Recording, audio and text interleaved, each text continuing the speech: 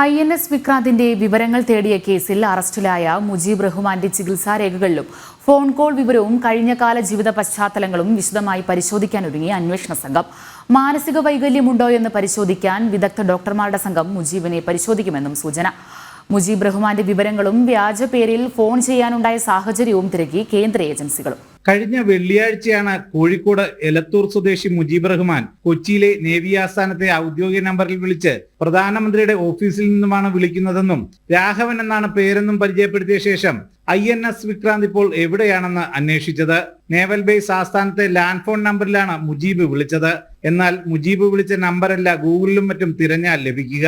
ഈ നമ്പർ ലഭിച്ചത് എങ്ങനെയെന്നും മുജീബ് 2021 മുതൽ മാനസിക രോഗത്തിന് ചികിത്സ തേടിയെന്ന് അവകാശപ്പെടുന്നത് സത്യസന്ധമാണോ എന്നതും കഴിഞ്ഞ വ്യാഴം വെള്ളി ദിവസങ്ങളിൽ മുജീബ് ആരൊക്കെയായി ആശയവിനിമയം നടത്തിയെന്നതുമടക്കമുള്ള വിവരങ്ങളാണ് പ്രധാനമായും അന്വേഷണ സംഘം പരിശോധിക്കുന്നത്.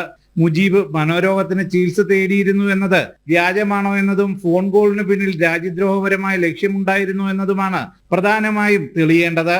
മുജീബ് ചികിത്സ തേടിയ ആശുപത്രിയിൽ നേരിട്ടെത്തി രേഖകൾ പരിശോധിക്കാനും മനോരോഗ ചികിത്സാ വിദഗ്ധരെ കൊണ്ട് മുജീബിനെ പരിശോധിപ്പിക്കാനുമാണ് അന്വേഷണ സംഘത്തിന്റെ തീരുമാനം.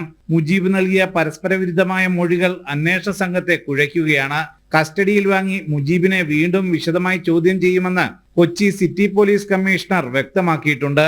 ഇതേസമയം സംഭവത്തിൽ വിശദമായ റിപ്പോർട്ടാണ് കേന്ദ്ര അന്വേഷണ ഏജൻസികൾ തേടിയിട്ടുള്ളത്. BNS 319 2 വകുപ്പ് പ്രകാരമാണ് കേസ് എടുത്തിട്ടുള്ളത്. നിലവിൽ പ്രതി മട്ടാഞ്ചേരി സബ് ജയിലിൽ റിമാൻഡിലാണ്. സുധീഷ് ഗോപാൽ, ജനം, കൊച്ചി.